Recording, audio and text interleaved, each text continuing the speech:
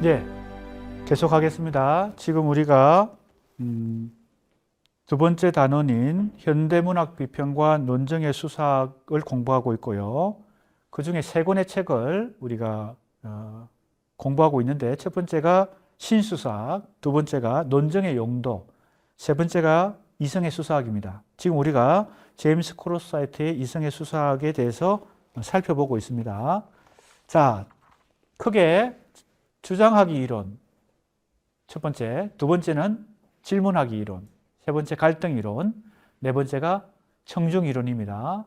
자, 그 중에 제임스 코로사이트가 논정 행위 이론을 재구성해서 첫 번째 주장하기 이론에다가 지금 설명하고 있는 이론가들, 기존의 이론가들. 자, 여기 하버마스, 바로 지난 시간에 우리가 공부했죠. 타당성 주장. 네 가지 조건이 있다. 그것도 이제 주장하기 이론에 속한다고 볼 수 있고요. 그 다음에 레비나스와 스탠리 카벨입니다. 차례대로 이 각주의 설명이 붙어 있기 때문에 레비나스와 스탠리 카벨의 이론에 대해서 살펴보겠습니다. 자, 레비나스의 이론은 크게 두 가지인데요. 첫 번째 근접성, 두 번째는 말하기의 회복입니다. 회복이란 것은 그것이 그동안 뭐예요? 중요시되지 않았던 것이기 때문에 다시 회복해야 된다는 뜻이 되겠죠. 자, 첫 번째 근접성부터 얘기하겠습니다. 레비나스는 현대 철학자 중에서 가장 이 윤리성에 초점을 두고 철학을 하는 그런 사람입니다. 왜 이 레비나스의 철학이 중요한가 하면 그동안 철학의 주류를 이루어 온 것은 온톨로지, 존재론이거든요. 윤리학이 아니고 존재론이다. 그것이 이제 데카르트적 지식과 진리 개념과 결합해서 서구 지식과 학문을 지배해 왔고, 그것이 꼭 서구만 해당되는 것이 아니라 전 세계에 영향을 주었기 때문에 근대적인 지식과 학문 체계가 되었죠. 바로 데카르트적 진리와 철학에 있어서는 존재론이 가장 접목이 될 수 있었던 것입니다. 온톨로지. 철학에서도 여러 영역이 있지만 그 중에서 가장 주류를 형성한 것이 존재론이죠. 그 다음에 뭐 역사 철학도 있고, 예를 들면 지금 얘기하는 윤리학도 있는데, 기타 다른 어떤 철학의 영역보다 존재론이 가장 본질적이고 형이상학적이고 근본을 이루어온 것이죠. 진리 개념과 더불어. 그래서 윤리학이 존재론보다 더 우선시된다, 더 중요하다라고 주장하는 것이 바로 레비나스 철학의 기본 특성입니다. 그래서 존재와 윤리라는 이 개념을 놓고 볼 때 윤리를 더 우선시한다는 거죠. 그런 점에서 이 개념이 중요한데요. 근접성이라고 하는 것은 왜 우리가 존재론보다 윤리학이 중요하냐 하는 것에 근거가 되는 개념입니다. 예를 들면 근접성이라고 하는 것은 가까운 친척을 따져보면요. 가장 가까운 것은 부모와 자식 간에. 그건 일촌이라 그러죠. 그죠? 형제 간에. 그 다음에 삼촌이 나오고 사촌이 나오고 이렇게 되는 것인데, 그 촌수를 따지는 것이 바로 뭐예요? 근접성의 정도를 따지는 거잖아요. 그죠? 그런데 우리가 남이라고 보통 표현할 때 그 남은 이 촌수에 들어가지 않기 때문에 남이겠죠. 근접성으로 따지면은 근접성의 정도가 먼 것이죠. 그러나 아무리 근접성이 멀어도 모든 인간은 뭐예요? 근접성으로 묶여 있다는 겁니다. 예를 들면요. 북한은 우리가 동포라 그러죠. 같은 민족이니까 동포. 분단이 됐지만 동포다. 근데 이제 일본, 중국, 심지어는 이제 미국, 영국 이렇게 가면 이제 이 피가 섞여 있는, 즉 혈통으로 따지면은, 그죠? 뭐 민족이라고 하거나 가족이라고 하거나 이런 어떤 이 근접성에서 남이라고 생각하기 쉬운데, 이 개념은 남은 없다는 겁니다. 모든 인류는 이 근접성으로 다 연결되어 있다. 어떤 선에 연결되어 있다. 그래서 아프리카의 아동들이 굶어서 생존이 어렵다 그러면 근접성에 의해서 이거는 남의 일이 같지가 않고 내가 기부를 해서 그 아이들이 굶어 죽지 않도록 그런 마음이 저절로 생긴다는 겁니다. 왜? 우리 인간에게는 윤리적, 사회적 책임감, 윤리성이라고 하는 것이 존재론보다 더 앞서기 때문에 모든 인간에게는 그런 근접성이 작용한다는 것이죠. 그러니까 아프리카 아이들이 굶어 죽는 것은 나하고는 상관없고 내 책임이 아니다라고 생각하는 사람도 있겠지만 그것도 그 문제도 내 문제다라고 생각하는 사람들이 더 본질적으로 그걸 근접성이라고 한다. 인간은 근접성을 가지고 있다는 겁니다. 자, 그 다음에 두 번째, 말해진 것에 의해 폐쇄된 말하기. 즉 이것이 더 중요한데 그동안 이것에 의해서 이것이 폐쇄됐다, 막혔다는 겁니다. 중시되지 않았다는 겁니다. 말해진 것은 뭐예요? 결과물이고 말하기는 역시 여기도 동사 개념입니다. 말하기, 말해진 것. 그래서 윤리성을 중시하는 것입니다. 어떤 사람의 언어 행위 중에서 그 언어 행위의 결과만을 우리가 중시하고 그거 연구하고 그동안 그렇게 했는데 이 사람이 이렇게 말하기까지의 그 성장 배경 그리고 가족 상황, 공동체의 어느 지역에서 출생이 어디 출신인지 그가 속한 이익단체 혹은 그가 속한 정치적 입장 뭐 여러 가지가 다 포함돼서 그 사람이 말을 하는 거겠죠. 그걸 고려하지 않고 말해진 것만을 가지고 우리가 평가할 수가 없다는 것이 레비나스 얘기고 생각이고 이 근접성하고 이것은 다 연결되는 것입니다. 이것도 어디에 속하는 거예요?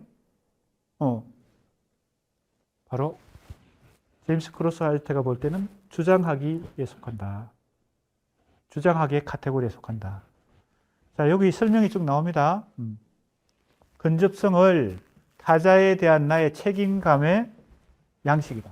책임감. 아무리 타자지만 그냥 남이 아니라는 겁니다. 책임감이 우리 인간에게는 있다. 사회적 책임감.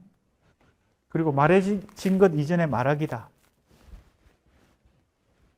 이는 기존의 레비나스 이론을 자기가 수용한다는 것은 뭐예요? 제임스 크로스하이트도 동의한다는 거죠. 그 생각에 동의한다.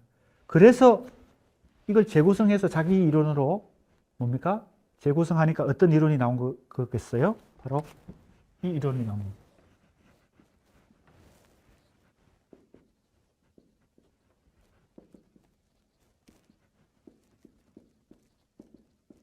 자, 이 주장하기라는 개념의 이론이 레비나스로 따지면 바로 뭐예요? 이 주장하기가 결과로 나온 것이 주장된 것이겠죠.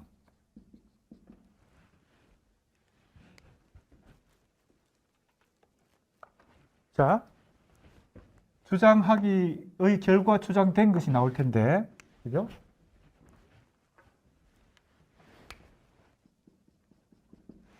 왜 주장하기라고 얘기하는 제임스 크로스하이트가 중요하다고 얘기하나 하면요. 주장된 것, 결과물만 가지고 우리가 언어의 결과물만 가지고 언어 행위의 결과물만 가지고 연구하고 그것만 중시하면은 뭐가 망각이 될까요? 이 화자가 어떤 배경에서 태어나고 어떻게 성장했으며 어디서 자기 생각을 키워서 어떤 사상을 가지고 어떤 세계관을 가지고 그죠? 자, 배경, 배후, 동기, 원인에 의해서 어떤 행위도 하고 그죠? 어느 행위를 해서 이런 결과가 나왔을 거 아니에요. 그죠? 그러니까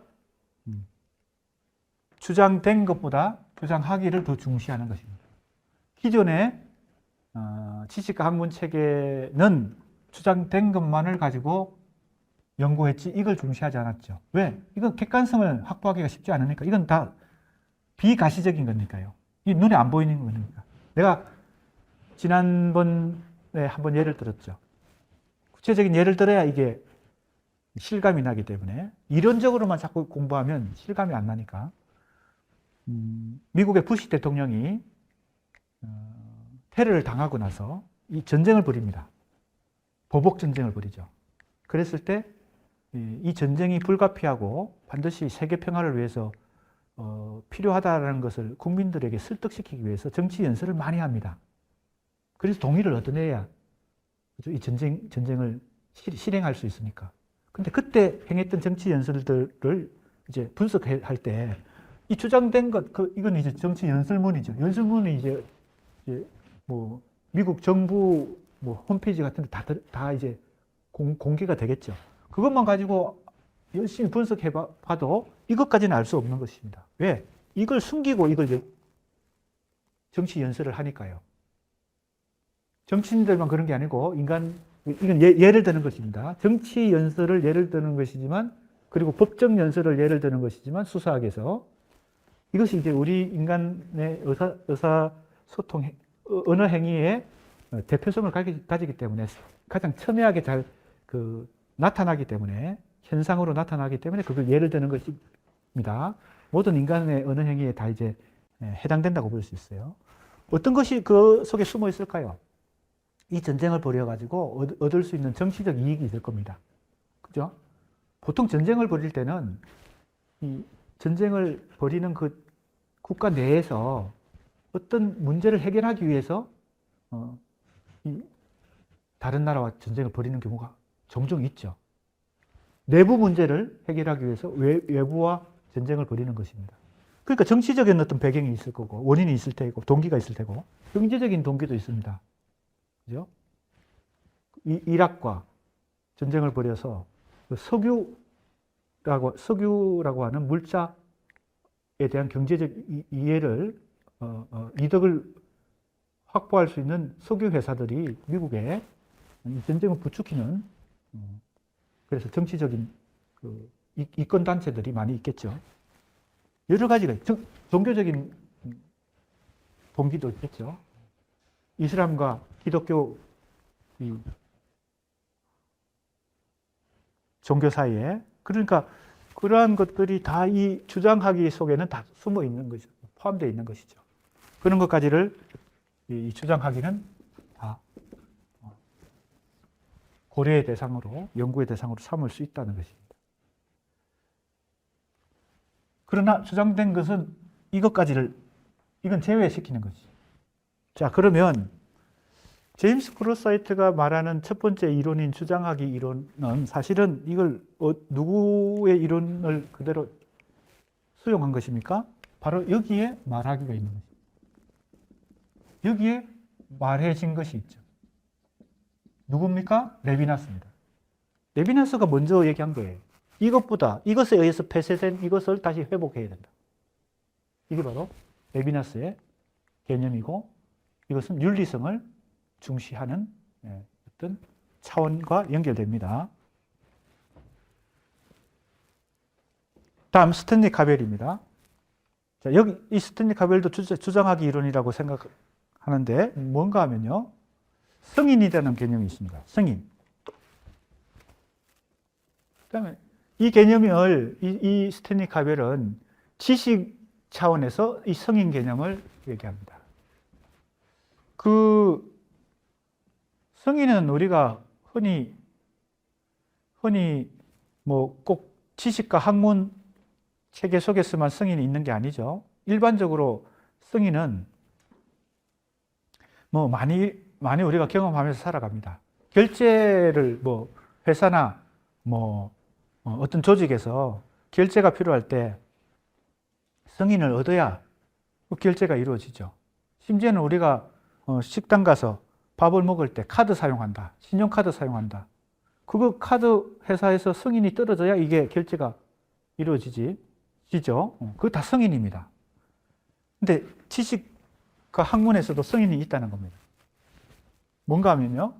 이것도 책임감인데, 자, 이 예를 어떻게 드러나면 다른 사람과의 관계의 자백이고 인식입니다.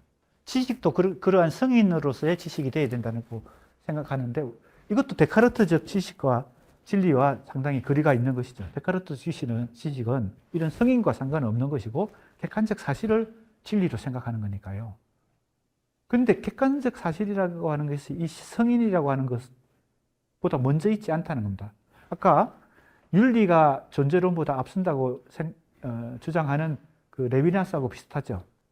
스탠리 카벨은 이 지식도 성인에 의해서 비로소 성립한다고 보는 것입니다. 이 성인은 셰익스피어 작품에서 예를 듭니다. 리어 왕이라는 작품 속에서 리어 왕은 뭔가 정신적인 광기가 있어서 코딜리어를 부인합니다. 성인의 반대말이 부인이거든요. 그러니까 또 아들을 부인한 레온테스, 이게 이제 다른 작품입니다. 그럼 부인을 부인하거나 아이를 부인하게 되면 이것은 어떤 결과를 초래하게 되나 하면요. 부인이라고 승인하지 않고 부인한다. 아이를 아이가 아니라 부인한다. 그러면 자기가 아버지인 것과 남편인 것을 부인하게 되는 것입니다. 타인을 부인하면 자기 부인으로 이게 돌아온다. 그죠? 마치 쏜 화살이 자기한테 돌아오듯이. 그러니까 결국은 엄청난 비극을 초래하는 것이 이 부인인데, 승인하지 않은 경우는 부인이 되는 것입니다. 자, 그래서 그 결과 자신을 아버지나 남편으로 승인하는 것에 실패하는 데서는 어떤 회의주의, 비극, 이런 것을 초래하게 된다. 이런 것을 이제 예를 들었습니다. 그런데 이것은 이제 문학 작품, 셰익스피어 작품을 예를 든 것이고요. 인간관계 속에서도 승인이 필요하다는 것이죠. 근데 이걸 스탠리 카벨은 인간관계나 보편적인 현실에서 얘기하는 게 아니라 지식으로서의 성인, 이걸 얘기하는 겁니다. 그래서 우리가 데카르트적 지식에서는 윤리도 성인도 필요 없는 것이죠. 객관적 사실이 중요하니까. 그런데 이 성인에 의해서 비로소 이 어떤 학문이나 지식은 성립이 된다는 겁니다. 그럼 그 성인은 누가 하는 거예요? 주체가 하는 것인데, 그 주체의 선택인데, 그 주체의 선택에 결국 뭐가 작용한다는 거예요? 책임감, 윤리성이 작용한다는 것이죠. 그런 점에서 스탠리 카벨의 성인이라는 이 개념도 레비나스의 근접성이나 말하기 개념하고 상통하는 면이 있다. 공통점은 뭐예요? 삼각형 A, B, C 중에서 C 지점에 있다는 거죠. 뭘 중시하는 거예요?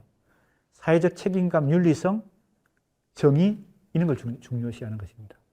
객관적 지식보다는. 그죠? 그리고 A, 데카르트로 대표되는 A는 객관적 지식으로서의 진리를 중시했고, B는 이걸 완전히 부정했잖아요. C는 뭐예요? 이걸 부정하긴 하는데 완전히 부정하는 게 아니고 대안을 찾는 거죠. 대안이 뭐가 있어요? 사회적 책임감과 뭐예요? 윤리성입니다. C는 그런 것조차 없는 것이죠. 미안합니다. B는 그런 것조차 대안을 마련하지 않는 것이죠. 왜? 해체하는 것 자체가 목표니까요. 그만큼 이 A가 완강한 전통을 이루었던 것, 전통과 주류를 형성했기 때문에 그걸 해체하는데 힘을 쏟았죠. 대안을 제시한 건 아닙니다. 자, 이제 그 대안이 이제 C에서 A, B, C라고 볼 때 C에서 제시된다. 이렇게 볼 수 있습니다. 그걸 이제 논증의 수사학이라는 분야에서 그걸 총정리한 사람이 바로 제임스 크로사이트다. 이렇게 볼 수 있습니다. 그 중에 첫 번째 이론이 주장하기 이론이고, 그 중에 또 세 사람이나 지금 나왔죠. 어떤 사람이요? 하브마스, 레비나스, 스탠리 카벨. 굉장히 많은 이론가들이 이제 이 책, 이성의 수사학에 등장합니다만, 지금 벌써 세 사람, 그러니까 이제 중간고사 때 제임스 크로사이트의 이론 중에서 주장하기 이론에 대해서 예를 들어서 설명하시오라고 문제가 나오면 이게 큰 틀에서 어떤 위치에 있고 그 예가 되는 것은 누구요? 하버마스의 타당성 주장이란 게 있고, 스탠리 카벨의 승인이란 게 있고, 또 레비나스의 근접성이나 말하기 이론이 있다. 이렇게 쭉 정리할 수 있어야 되겠죠. 여기 나옵니다. 주장하기 이론 다음에는 질문하기가 나오고, 그 다음에 갈등이 나옵니다. 빨리 이제 정리를 해봅시다. 여기까지 했죠. 스탠리 카벨까지 했습니다. 자, 여기 하버마스, 레비나스, 스탠리 카벨. 자, 윤리성이 여기 나오죠? 이 공통점은 윤리성입니다. 윤리적 현실성을 수용하고 이걸 재구성해서 자기 이론에다가 포함시킵니다. 또 여기 나오죠. 담화행위, 주장은 주장하기 이론의 의미입니다. 담화행위, 언어행위와 그 동기에 있다. 동기를 또 중시합니다. 여기 이거죠? 이거. 말하기 혹은 주장하기 속에 이 동기가 들어있다. 숨어있다. 그래서 윤리적이고 사회적이고 정치적이고 역사적인 맥락, 부시 대통령이 그런 전쟁을 벌이는 과정에서 연설한 그 정치 연설들이 어떤 맥락 속에서 나왔는지, 어떤 배우가 있는지, 어떤 동기에서 그런 정치 연설을 했는지, 이런 것까지도 뭐예요? 이 수사학, 논쟁의 수사학의 분석 대상이 된다는 겁니다. 그 다음에 이게 질문하기 이론으로 이제 두 번째 이론으로 넘어갑니다.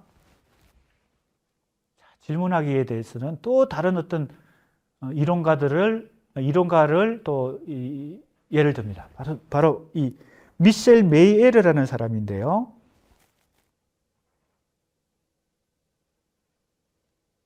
자, 문제학이다라는 것인데, 자, 이 얘기는 보세요. 주장에 뒤따르는 어떤 질문에 대한 응답으로서 이유들에 대해서 논증한다 했거든요. 자, 각조가 또 나옵니다. 미셸 메이에르.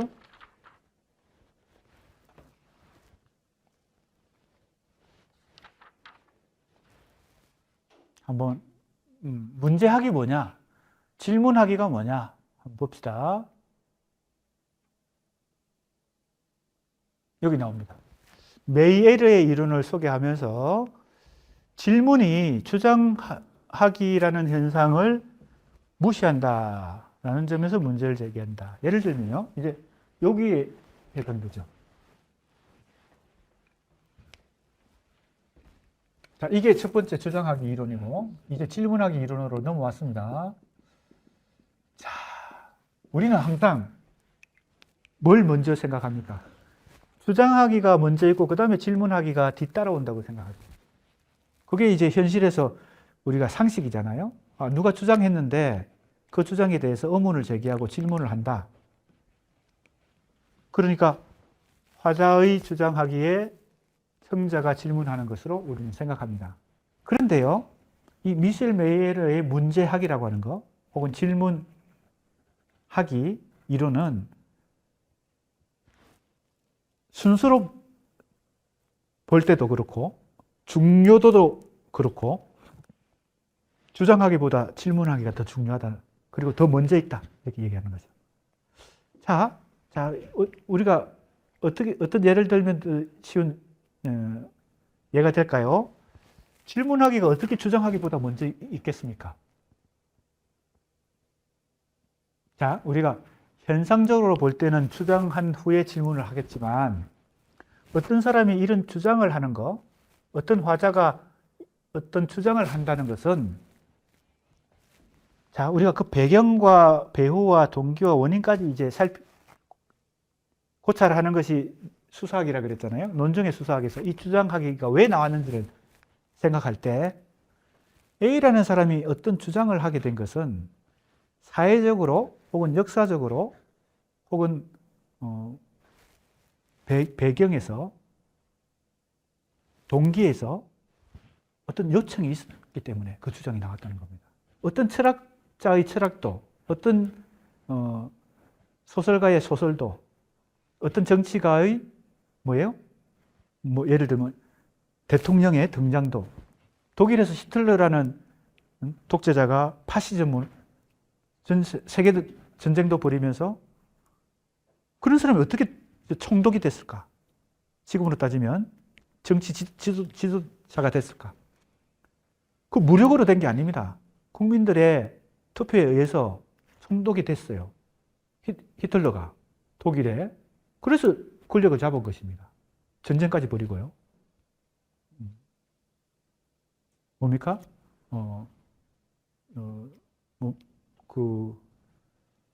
유태인 학살도 하고 이렇게 했죠. 그게 바로 뭐예요? 이 국민들이 원했기 때문에, 그죠? 요구했기 때문에 그런 정치 지도자가 등장한다는 겁니다.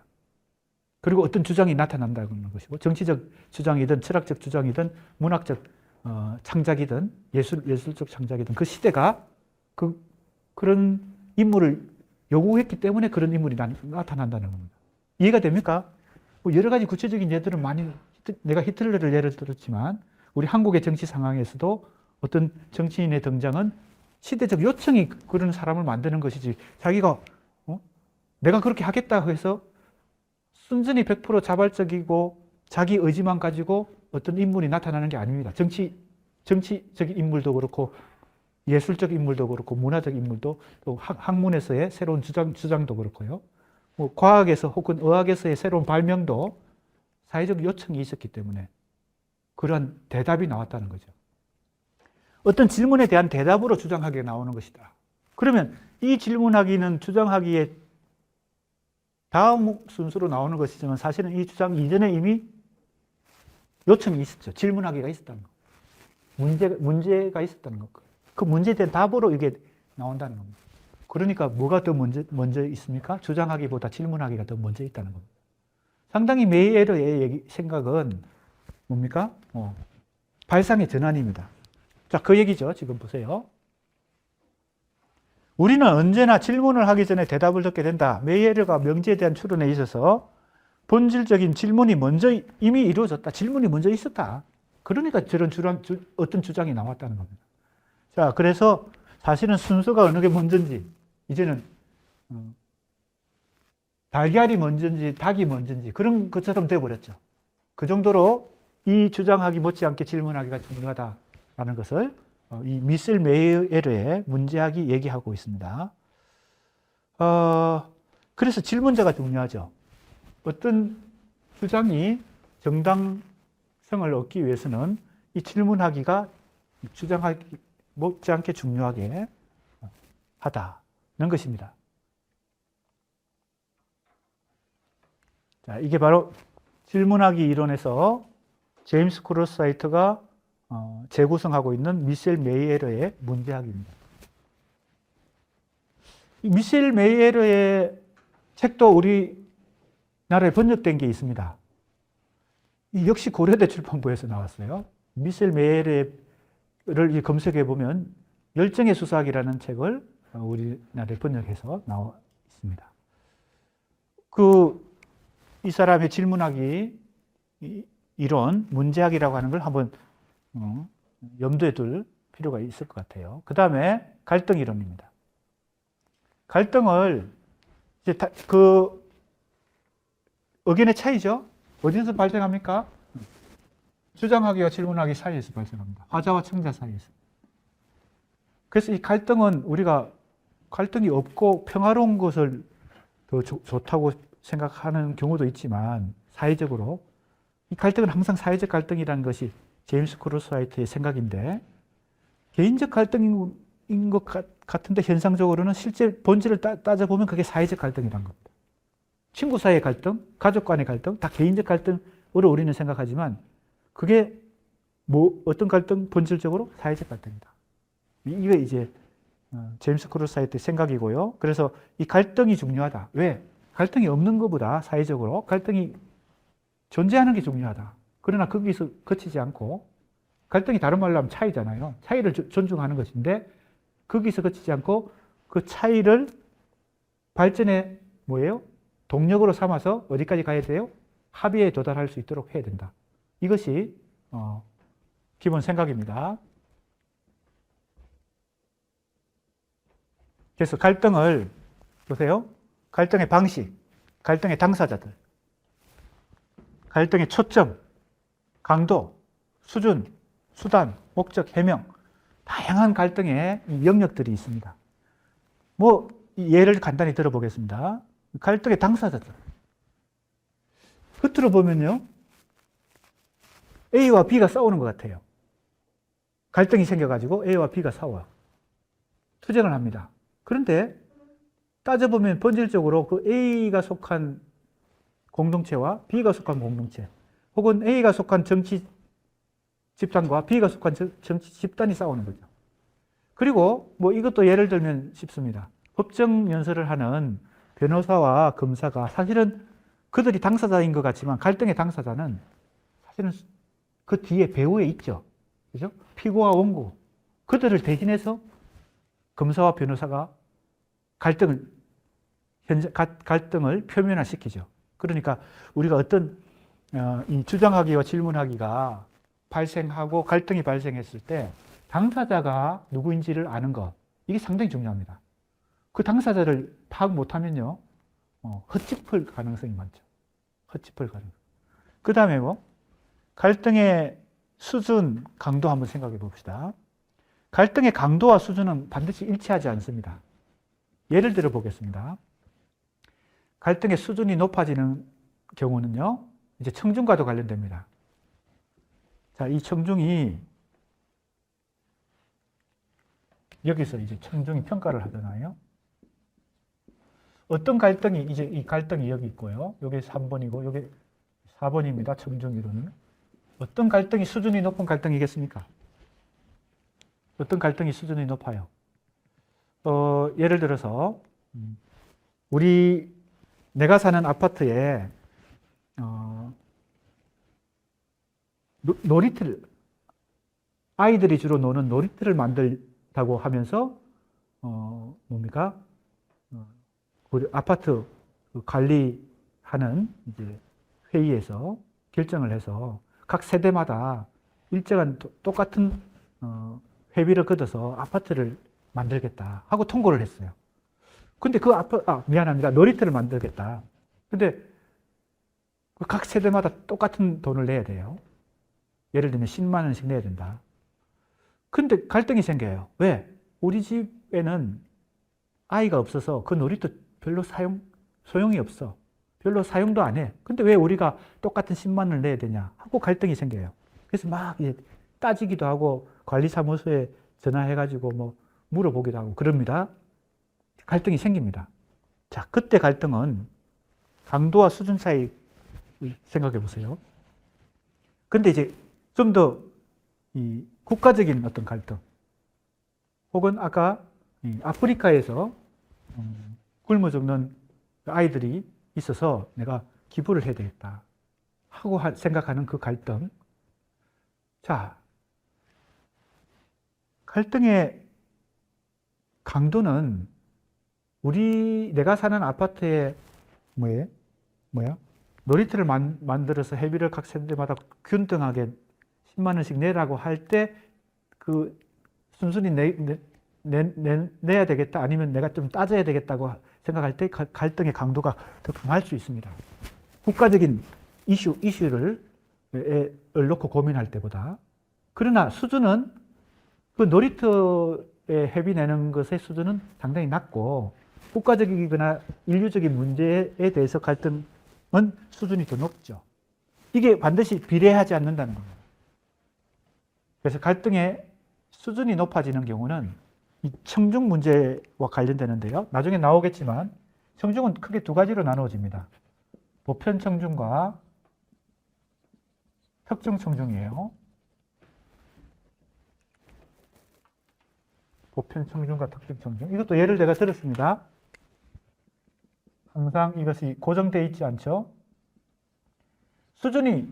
갈등의 수준이 높아지는 것은 보편 청중에 근접할수록 갈등의 수준은 높아집니다. 그래서 우리는 수준 높은 갈등을 더 선호할수록 이제 수준 있는 논쟁이 되는 것이죠. 하지만 갈등의 강도는 낮아질 수도 있습니다. 내가 별로 크게 갈등이 심하지 않은 경우도 있죠. 그러면 이 모든 영역에서 갈등의 방식, 갈등의 당사자, 갈등의 초점, 갈등의 강도, 수준, 수단, 목적, 해명 등의 다양한 관점에서 이 갈등 이론을 전개하고 제임스 크로스하이트는 이 갈등이 얼마나 중요하다고 생각하냐면 이성과 논정의 정신이고 생명이다. 이 갈등이 없는 것보다는 있어야 된다는 겁니다. 그래야 발전이 있다는 것.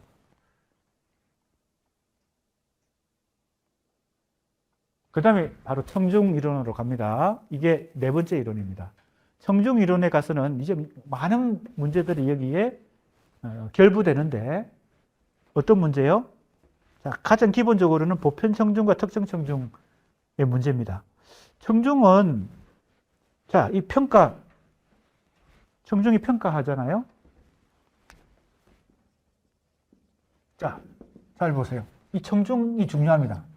왜? 이 주장하기와 질문하기 사이의 갈등을 어디까지 가야 돼요? 갈등을,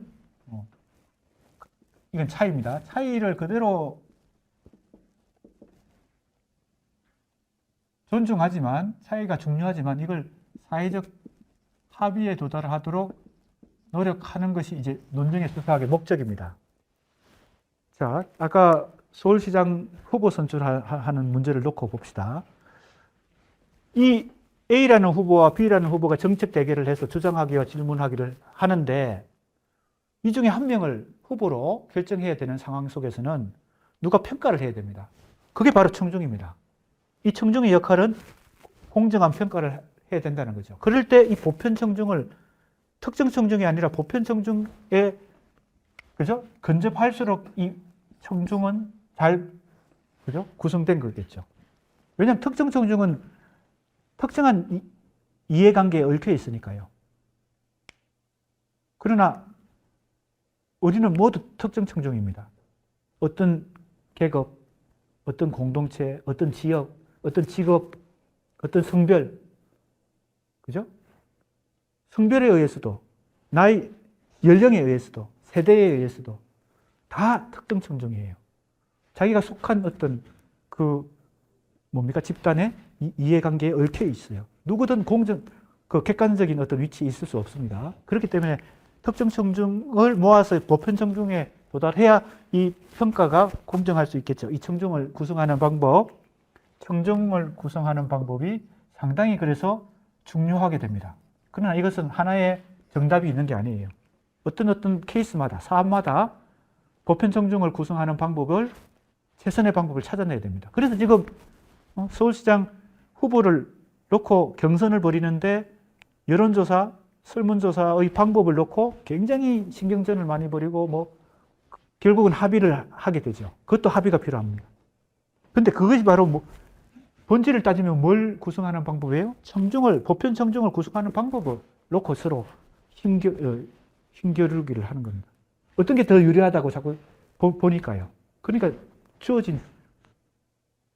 처음부터 주어진 정답은 없는 것입니다. 자, 예를 들어 보겠습니다. 어떤 경우에 이 청중을 구성하는 방법이 있나 예를 들어 볼게요. 대통령 선거를 합니다.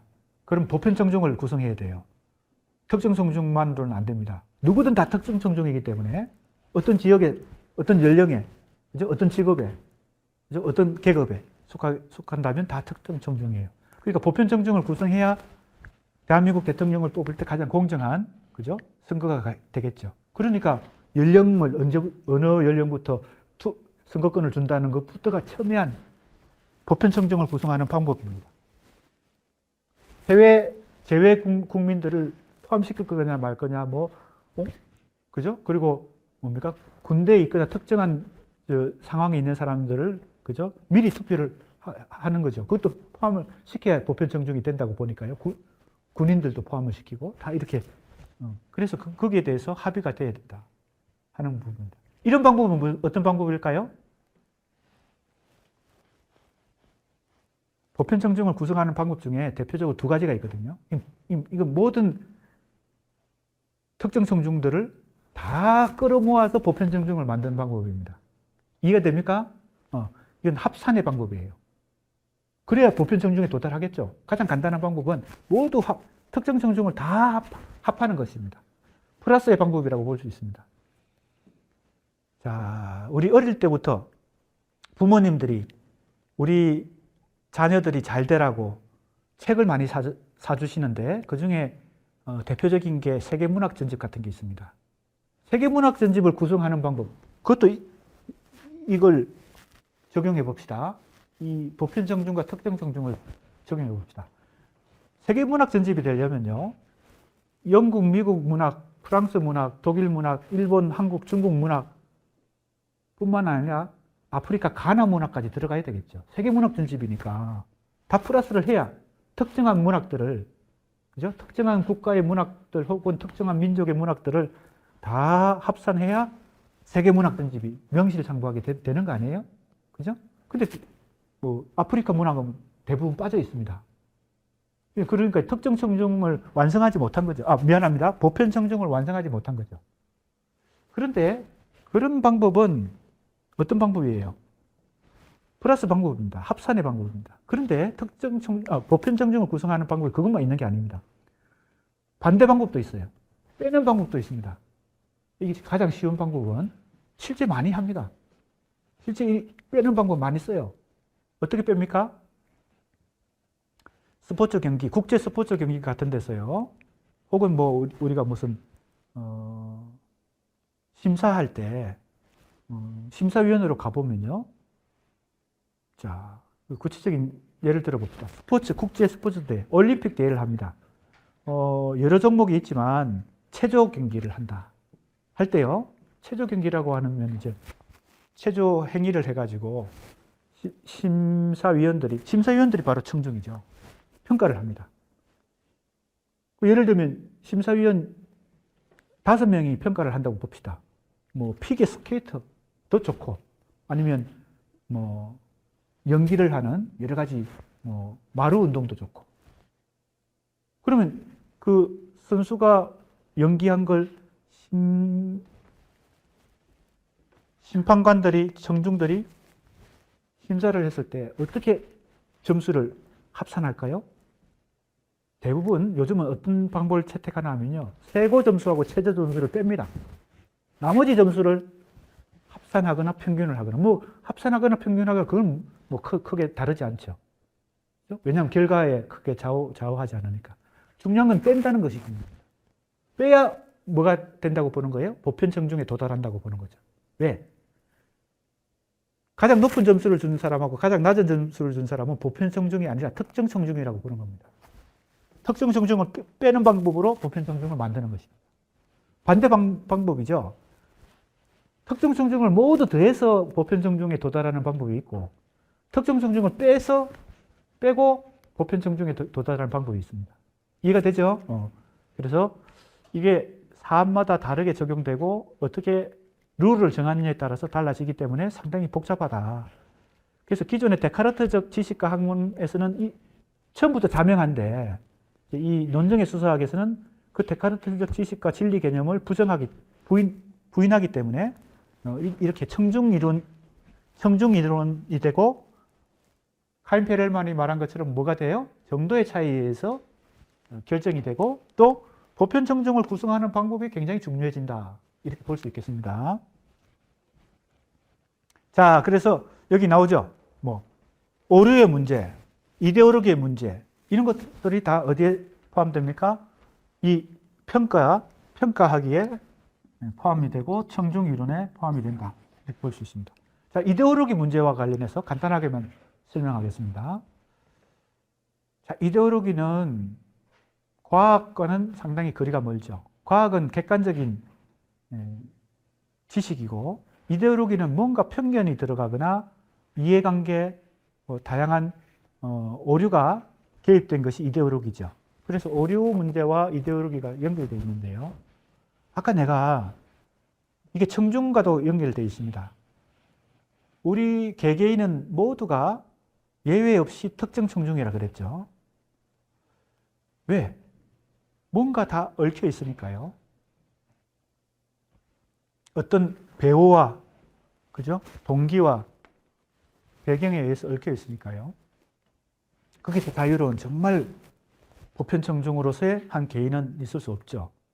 그런 것과 연결되어 있습니다. 그동안 학문과 지식은 다 이데올로기 문제로부터 자유롭다고 생각하죠. 그런데 이 수사학, 특히 논증의 수사학에서는 어떤 주장도 이데올로기로부터 100% 자유로울 수 없다는 겁니다. 아무리 객관적인 학문 지식이라고 주장해도 사실은 그것은 이걸 다 따져보면요. 그 안에는 이데올로기가 들어있다는 겁니다. 자기는 객관적이다. 자기는 민족과 국가와 민족을 위해서 대통령이 돼야 된다고 주장하지만 사실은 그 안에 이데올로기가 들어있다는 겁니다. 그죠? 오류와 편견과 주관성이 들어있다는 거죠. 그래서 이 청중이론, 오류이론, 이데올로기 이 문제들이 다 논증의 수사학에서 새롭게 평가되어야 되는데 그 모든 것의 공통분모는 데카르트적 진리, 자명함의 참 거짓이 분명한 그런 지식이 아니고 이제는 청중 이론에 의해서 정도의 차이에 의해서 평가되기 때문에 뭐가 중요하다는 거예요? 오류로부터 자유롭기도 어렵고 이데올로기로부터도 자유롭기 어렵고 보편 청중을 구성함으로 해서 최대한 오류와 이데올로기를 줄여나가는 방법밖에 없는데 보편 청중에 도달하기 위한 그 최선의 방법은 합의에 의해서, 사회적 합의에 의해서 찾아야 된다는 것이고 이 모든 이론의 공통분모에는 이제 지식과 학문, 모든 인간의 언어 행위 속에서는 무엇이 중요하다고요? 사회적 책임감과 윤리성이 중요하다라고 하는 공통분모를 갖고 있습니다. 그래서 이제 청중 이론에서도 여기 나오는 특정 청중과 보편 청중, 그 다음에 모범 청중도 나오고 비확정적 보편 청중도 나오고 낯선 청중도 나오고 다양하지만 가장 중요한 것은 보편 청중과 특정 청중의 개념입니다. 자, 그 다음에 여기 요즘 많이 얘기되는 성차, 젠더 문제도 이 평가하기에 중요한 쟁점이 됩니다. 그 다음에 이데올로기도 나오죠.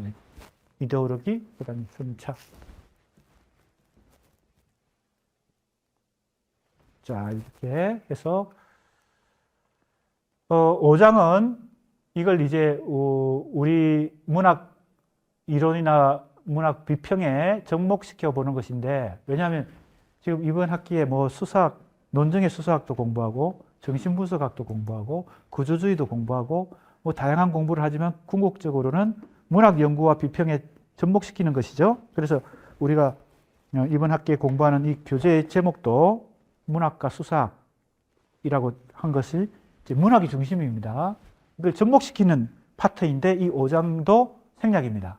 우리 진도본무에서는 이것이 빠집니다. 그래서 이제 우리 수강생들은 5장 공부를 건너뛰면 되겠고요. 그래서 이제 두 번째 단원도 끝이 났습니다. 각 단원마다 이 결론 부분에서 본론의 내용들을 압축해서 정리하고 있기 때문에 우리 이 맺은말, 이 170쪽부터 맺은말이 있는데 여기에 잘 활용해서 정리를 잘 하면 되겠습니다. 이제 두 번째 단원도 끝났고요. 세 번째 단원으로 넘어가도록 하겠습니다. 자, 세 번째 단원은 이제 정신분석 비평과 수사학입니다. 63쪽 한번 보겠습니다. 네, 자 이제 세 번째 단원 들어가겠습니다. 교재가 있는 사람은 63쪽 3장 1부 3장입니다. 정신분석 비평과 수사학. 자, 우리가 첫 번째 단원에서 시학과 수사학이라는 논문에서 세 가지 세부 영역을 문학과 접목시킨다고 그랬는데 그 중에 이제 하나가 바로 정신분석 비평이었죠. 자, 정신분석학의 내용하고 문학 비평을 어떻게 접목시키느냐. 그랬을 때 기본적으로 이제 프로이트의 이론, 정신분석학 이론, 두 번째는 락강의 정신분석학 이론. 이걸 우리가 기본적으로 이해할 필요가 있고요. 지금 이 논문은 언유와 한유를 중심으로 락강의 이론을 얘기하면서 자, 그때도 얘기 나왔습니다. 야콥슨하고 락강을 비교해 보는 것입니다. 야콥스는 소시르의 언어학 이론, 현대 구조주의 언어학 이론을 수사학적으로 재해석하면서 소시르가 계열 관계 속에서 선택을 하는 것, 이것을 언유라고 재해석했고, 야콥스는 얘기하고 있습니다. 통합관계에서 배열하는 것, 이것을 환유다라고 수사학적으로 재해석을 했습니다. 자, 이미 우리가 자세히 공부했기 때문에 반복하진 않고요. 그런데 락강이 프로이트의 꿈 이론에서, 꿈 이론이 바로 무의식 이론이죠. 꿈 이론에서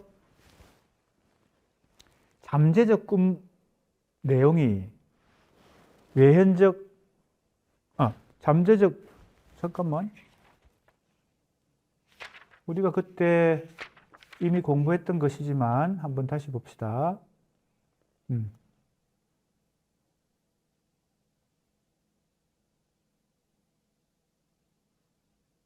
꿈 해석에 있어서, 자, 70쪽 한번 보겠습니다. 이미 우리 공부했던 내용입니다. 70쪽에 꿈 사고와 꿈 내용, 이렇게 볼 수 있겠습니다. 다시 한번 해볼까요? 이거 이제 도식으로 자꾸 그리니까 우리 도식을 좀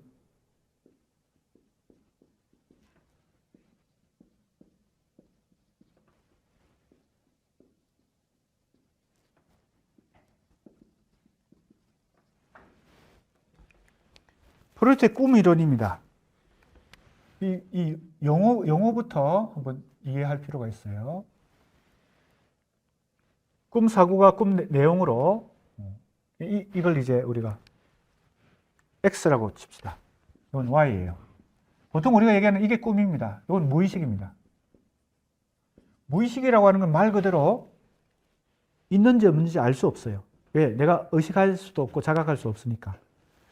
그게 그 무의식이 나한테 내 잠재의식에 있었다는 걸 아는 것은 언제부터입니까? 그것이 정상으로 나타났을 때, X가 있었구나. 왜? Y가 나타났으니까 내 안에, 내 잠재의식 속에 X가 있었구나 하는 걸 알게 되는 것입니다.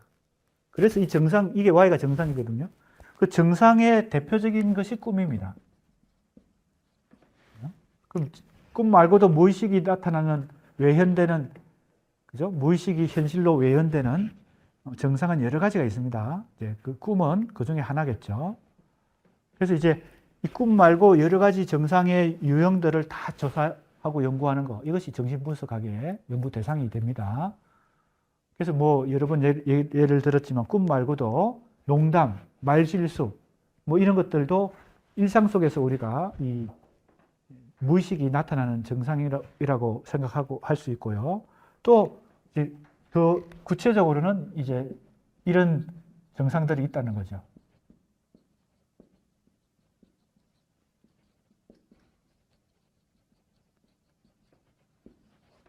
신경증, 도착증, 분열증. 우리가 이제 흔히 프로이트가 정신분석학이라고 학문을 처음으로 개척하기 시작한 것은 어디서부터 출발했냐면요. 히스테리라고 하는 걸 연구하면서 시작됐습니다. 그래서 히스테리와 강박증, 이게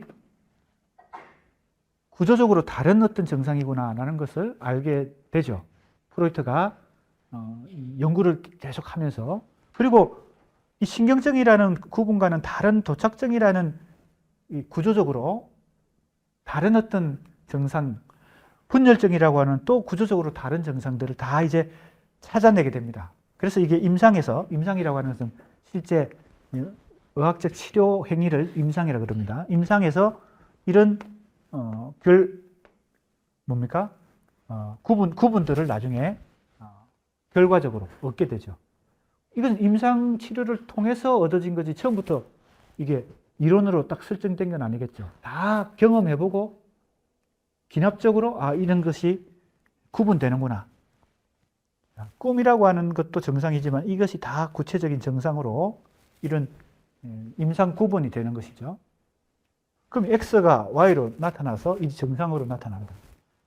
그러면 이제 꿈을 대표적으로 지금 이 책에서 꿈의 해석이라는 책에서 1900년에 나온 것인데 시도를 하고 있지만 이런 신경증, 도착증, 분열증의 증상들도 그 원리를 따지면 이 꿈이 나타나는 것과 거의 이제 유사한 어떤 원리에 의해서, 규칙에 의해서 나타나겠죠.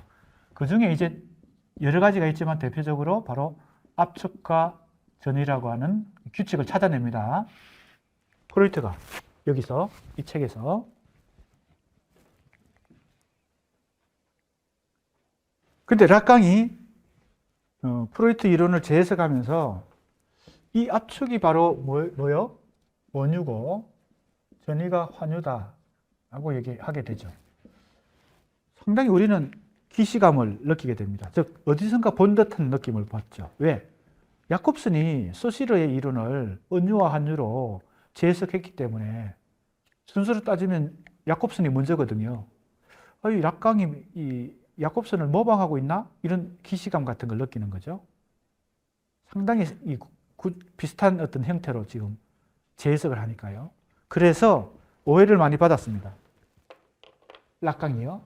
이 논문은 그걸 정면으로 연구를 하고 있습니다. 그래서 네 사람이 등장합니다. 누가 등장할까요? 소시르, 야콥슨, 프로이트, 락강 이렇게 네 사람이 등장합니다. 그래서 뭘 중심으로? 바로 이 원유와 환유라고 하는 개념을 중심으로 궁극적으로는 누구와 누구를 비교하는 걸까요? 야콥슨과 락강을 비교하는 것입니다. 과연 모방한 것인가? 락강이 야콥슨을 따라한 것인가? 자, 그래서 이제 바로 우리가 본론으로 들어가 보겠습니다. 어딘가 하면요, 2장입니다. 2장 야콥슨부터 나옵니다. 여기 나오죠? 야콥슨의 원유와 환유입니다. 야콥슨의 원유와 환유. 자, 언어학과 시작이라는 책에서 야콥슨은 그 밑에 나옵니다. 자, 좀 읽어보겠습니다. 자, 두 가지 근본적인 배열 방식이 있는데 선택과 결합이라 그랬죠? 이 선택과 결합은 바로 소시르의 기본 이론입니다. 언어가 인간이 언어 행위를 하는 데 있어서 두 가지 원리가 작동한다. 뭐와 뭐예요? 선택과 결합입니다. 선택은 같은 계열 속에서 선택이 일어나죠. 내가 이 옷 입는 거, 어복도, 그죠? 어복도 선택과 결합에 의해서 우리가 이렇게 갖춰 입고 다니는 거라고 그랬죠. 위에서, 윗도리 중에서 오늘 내가 이 자켓을 입고 나왔는데, 그죠? 물론 색깔도 잘 배합을 해야 되겠지만 우선 형태적으로 볼 때 내가 자켓을 입을 것인지 잠바를 입을 것인지 뭐 아무튼 윗도리 중에서 뭔가 같은 계열이죠. 같은 계열체 중에서 선택이 일어났습니다. 그리고 아랫도리 바지 종류 중에서 어떤 걸 내가 입을 것인가, 그죠? 청바지를 입을 것인지 면바지를 입을 것인지 아니면 기지 바지를 입을 것인지 색깔은 그 다음에 또 문제고 그것도 물론 유의를 해야 되겠지만 일단은 같은 윗도리 계열에서 A를 선택했고 아랫도리 계열에서 B를 선택해서 A 플러스 B로 입고 나온 거예요. 내가. 나만 그러지 않습니다. 모든 사람들이 다 그렇게 하죠. 그러니까 언어도 마찬가지란 겁니다. 같은 계열에서 선택이 일어나고 주어 계열, 목적어 계열, 동사 계열. 그래서 내가 예를 든 게 뭡니까? 철수는 영희를 사랑한다 했을 때 철수 자리에 올 수 있는 같은 계열에 올 수 있는 단어 중에서 철수가 선택된 것이고 영희, 목적어 계열에 올 수 있는 그죠? 같은 계열 중에서 영희가 선택된 것이고 사랑한다 동사 서술어 계열에서 사랑한다가 선택된 것이죠. 그 선택된 것을 어떻게 해야 돼요? 배열을 해야 되죠. 하나로 엮어야 되죠. 주어 플러스 동사, 목적어 플러스 동사가 돼야 하나의 문장이 되잖아요. 그 다음에는 뭐가 일어나야 됩니까? 결합이 일어나야 됩니다. 다른 말로 하면 배열입니다. 선택과 배열 혹은 선택과 결합이 일어나야 됩니다. 그래서 선택이 일어나는 것은 같은 계열체에서 일어나고 결합이나 배열이 일어나는 것은 같은 뭐예요? 통합체에서 일어난다. 이해가 됩니까? 가로, 세로 결합되어서 문장이 되는 것입니다. 그죠? 선택과 결합 혹은 배열. 이해가 되죠? 이게 소시르의 기본 그 구조주의 이론입니다. 구조주의 언어학의 이론이에요. 자, 근데 그 원리를 이게 지금 누구와 얘기하고 있어요? 야콥슨이 말하고 있는 것입니다. 이때 선택의 근간은 등가성, 유사성, 상이성, 동의어, 반의어 따위가 있다. 선택은 기본적으로 등가성, 유사성에 의해서 일어납니다. 같은 값을 가지는. 자, 그러니까 그 계열이라고 하는 게 그런 것입니다. 같은 등가성을 가집니다. 우리가 요즘은 그 이과 문과가 통합되는 경향이 있는데 고등학교 때 이과 계열과 문과 계열, 그게 바로 계열이죠. 계열 선택을 합니다. 문과 계열 속에서는 또 대학 때도 사회과학, 자연과학, 인문학 중에서 계열 선택을 하죠. 그래서 우리가 국어 국문학과를 가거나, 그죠? 중어 중문학과를 가거나, 혹은 뭐예요? 철학과를 가거나, 이렇게 하는 것은 같은 계열 속에서 선택이 일어난 것입니다. 자, 그래서 그것은 등가성을 일단 갖는다는 뜻이고요. 두 번째, 배열의 근간을 이루는 것은 인접성입니다. 인접이라고 하는 것은 가까이 있다는 뜻인데, 가까이 있다. 즉, 연관성이 있다는 겁니다. 전혀 연관성이 없는 A, B, C를 가지고 문장을 만들 수는 없습니다. 주어와 목적어와 서술어라고 하는 이 뭔가의 연관성과 인접성 속에서 철수는 영희를 사랑한다가 성립되는 것입니다. 선택은 등가성에 의해서, 결합은 인접성에 의해서. 자, 이것이 바로 야콥슨의 기본 수사학 이론입니다. 그래서 바로 뭐가 등장하는 거예요? 은유와 함유라는 개념이 등장합니다. 자, 이것이 어찌 보면 현대 인문학, 모든 인문학의 기초 개념을 이룹니다. 소시르와 야콥슨의 이 이론들이요. 언어학, 지금 기본적으로 소시르와 야콥슨은 언어학의 분야지만, 혹은 수사학의 분야지만, 이 개념은 모든 인문학의 기초 개념을, 현대 인문학의 기초 개념을 형성한 것입니다. 그리고 이제 시의 기능은, 자 보세요. 시의 기능은, 시적 언어는 등가의 원리를 선택의 축에서 결합의 축으로 투사한다. 말이 좀 어려워 보이죠? 그렇지만 어렵지 않습니다. 잘 보세요. 자, 시적 언어는 무슨 원리가 더 강한 거예요? 이 원리가 더 중심이란 겁니다. 선택의 원리가 더 중심입니다. 선택은 뭐예요? 언유입니까? 환유입니까? 언유죠. 같은 계열 속에서 선택이 일어난다 그랬잖아요. 그러니까 선택의 축에서 결합의 축으로 투사한다 그랬으니까 결합이 뭐예요? 환유입니다. 이게 통합체잖아. 결합은 통합체. 그죠? 그러니까 간단히 얘기하면 시적 언어는 언유가 중심이란 겁니다. 그걸 환유에까지 투사한다. 투사는 쏘온다는 거죠. 적용한다는 겁니다. 간단히 얘기하면. 언유의 원리를 환유에까지 적용한다. 그러니까 시적 언어는 언유가 강하다는 겁니다. 간단히 쉽게 얘기하면요. 그 다음에 보세요.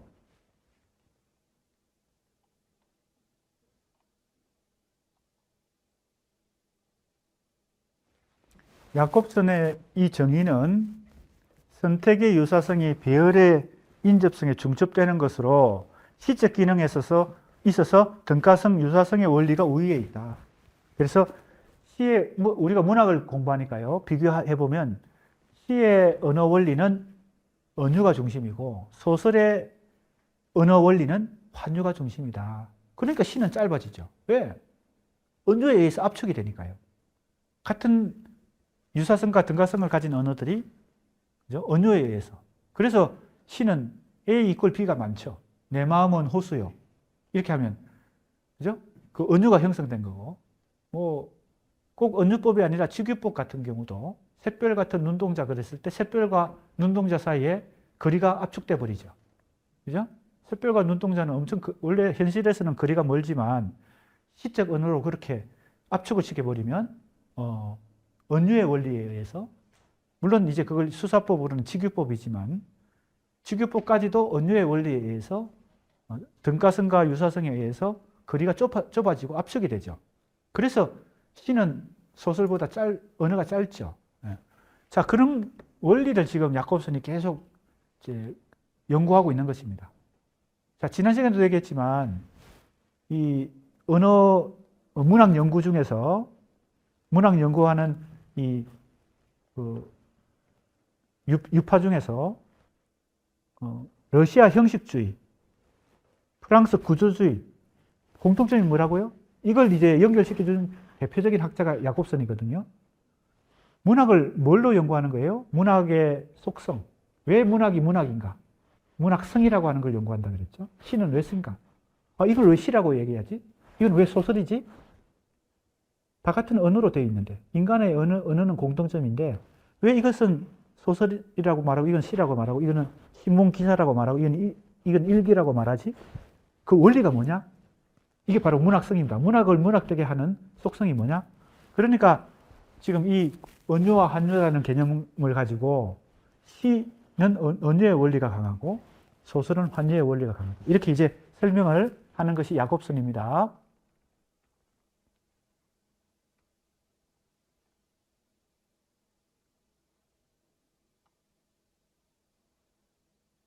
자, 야콥슨은 한 걸음 더 나가서 언어 행위의 두 가지 근본적인 배열 방식 중 어느 것이 손상되느냐에 따라서 실어증의 두 가지 유형을 분류한다 이랬거든요. 자, 이거 재밌습니다. 이게 이제 이 유명한 논문인데요. 야콥슨이 쓴 논문이에요. 각주에 나옵니다. 7번. 여기 나오죠. 언어의 두 양상과 실어증의 두 유형. 이게 약간 과학적인 실험을 통해서, 어떤 과학적인 사례를 통해서, 의학적인 사례죠. 를 통해서 자기 이론을 뒷받침하는 것입니다. 실어증 알죠? 말을 못하게 되는 어떤 증상을 그런 환자들이 생기겠죠? 말을 갑자기 못하는 거예요. 말을 잘 하던 사람이. 근데 두 가지 유형이 나타난다는 겁니다. 실어증에 걸린 사람이요. 어떤 사람은요, 어떤 실어증은 단어를 얘기는 하는데 문장을 못 한다는 거예요. 갑자기 실어증이 걸려가 어떤 이유든 정신적 이유든 아니면 충격을 받았든 육체적 이유든 실어증이 걸렸는데 단어는 얘기하는데 문장을 얘기 못 해. 어떤 사람은 문장은 겨우 조금 얘기하는데 단어 선택이 잘 안 돼요. 단어가 잘 생각이 안 나. 이해됩니까? 그런 두 가지 유형의 실어증 환자의 유형이 있다고 치면 인간의 언어 행위가 계열체 속에서 선택이 일어나고 그것을 통합체 속에서 배열 혹은 결합해서 언어가 만들어진다라고 처음 얘기했던 소실어의 이론이나 그걸 수용해서 전자는 언유고 후자는 환유다라고 재해석한 야콥슨의 이론을 뒷받침하는 과학적 사례로 그걸 드는 것입니다. 실어증에 걸렸는데 어떤 사람은 단어 선택이 안 되고 어떤 사람은 문장 형성이 안 된다는 겁니다. 두 가지가 있다는 거죠. 그래서 인간의 언어 능력은 이 두 가지의 결합으로 이루어진다. 그죠? 단어 선택과 문장 결합으로 이루어진다. 이해가 됩니까? 그걸 이제 입증할 논문이 바로 이 논문입니다. 언어의 두 양상과 실어증의 두 유형. 재밌는 얘기죠? 그래서 야콥슨은 이걸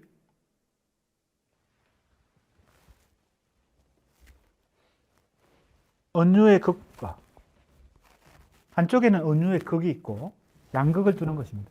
또 한쪽에는 환유의 극이 있어서 언유와 환유의 극 사이에 많은 스펙트럼이 있겠죠.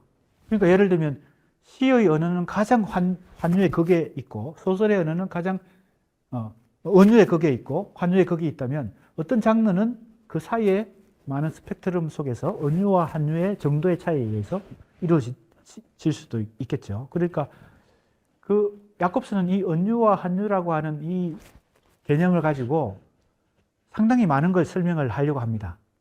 그래서 장르까지. 시는 은유가 강하고, 소설은 환유가 강하고, 또 어떤 소설 중에서도, 그죠? 뭐, 여러 유형의 소설들이 있잖아요.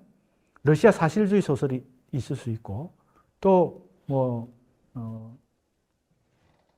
상징주의 소설, 뭐, 소설은 아니죠. 자연주의 소설도 있고, 사실주의 소설도 있고, 모더니즘 소설이 있고, 리얼리즘 소설이 있고, 다양한 소설의 유형들도 이 은유의 원리와 한유의 원리 가지고 자꾸 설명을 하려고 하는 거죠.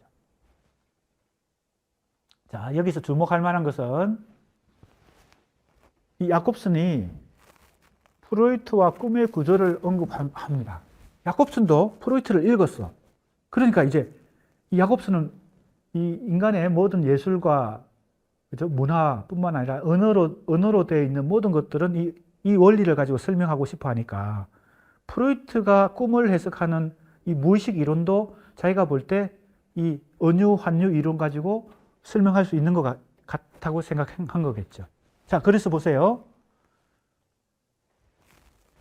환유적인 것과 은유적인 것의 경쟁은 어떤 상징적 과정, 그것이 개인적인 세계이건 사회적인 것이건 간에 엿볼 수 있다라고 얘기하고, 야콥슨이 얘기하는 겁니다. 꿈의 구조를 검토함에 있어서도 결정적인 문제는 그 상징들을 인접성으로, 그 다음에 유사성 두 가지 원리를 가지고 설명을 하는 것입니다. 자, 여기서 우리는 조금 더 꼼꼼하게 따져봐야 돼요. 야콥슨이 프로이트를 지금 재해석하고 있는데 프로이트의 꿈의 이론을 자기식으로 지금 평가하고 있습니다. 보세요. 바로 이 대목입니다.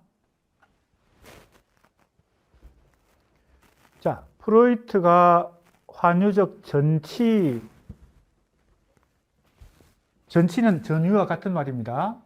요거 위치가 이동했다는 뜻이거든요. 위치가 전환되었다. 번역이 다를 뿐이지 같은 말이에요. 디스플레이스먼트, 위치가 변했다. 디스플레이스먼트. 전치. 지금 뭐 야콥슨이 표현한 걸 우리 번역한 사람이 전치라고 번역했는데 전위나 전치나 같아요. 자, 디스플레이스먼트죠. 자, 플레이스가 디스했다. 즉 이동했다. 그 다음에 제휴적 응축. 이게 압축과 같은 말입니다. 응축이나 여기 압축이나 같은 말이에요. 자, 이 둘 다 프로이트가 꿈의 원리로, 꿈의 법칙으로 찾아낸 것입니다. 자, 여기서 따져봅시다. 프로이트가 응축이라고 말한 것을 지금 야콥슨은 제휴라고 봤습니다. 제휴라고 봤어요. 이거 따져봐야 돼요. 자, 우선 우리가 프로이트를 알아야지 그 다음에 이제 야콥슨이 이렇게 해석한 것이 정당한지 아닌지 우리가 평가할 수 있습니다. 우리는 프로이트도 알고 야콥슨도 알고 락강도 알아야 되겠죠. 자, 프로이트가 응축이라고 했는데 기억납니까? 내가 예를 들어줬잖아요. 꿈에서는 압축이 일어나서 인물이든 사건이든 그죠? 배경이 어떤 유사성의 원리에 의해서 압축이 된다 그랬잖아요. A라는 사람과 B라는 사람이 A-로 압축될 수도 있고 B-로 압축될 수도 있지만 C로도 압축될 수 있어요. C라고 하는 것은 제3자로 압축이 되는 거죠. A의 속성과 B의 속성을 응축하고 있는 C가 등장할 수도 있고 A가 A의 속성과 B의 속성을 다 포함한 A-가 나타날 수도 있고 A의 속성과 B의 속성을 같이 가진 B-가 나타날 수도 있어요. 아무튼 그걸 제휴라고 봤다는 것이 중요합니다. 이게 과연 정당한 평가냐? 제휴는 부분으로 전체를 얘기하는 거거든요. 과연 이게 부분으로 전체를 얘기하는 것인가? 왜냐하면 프로이트가 자기 설명을 하거든요.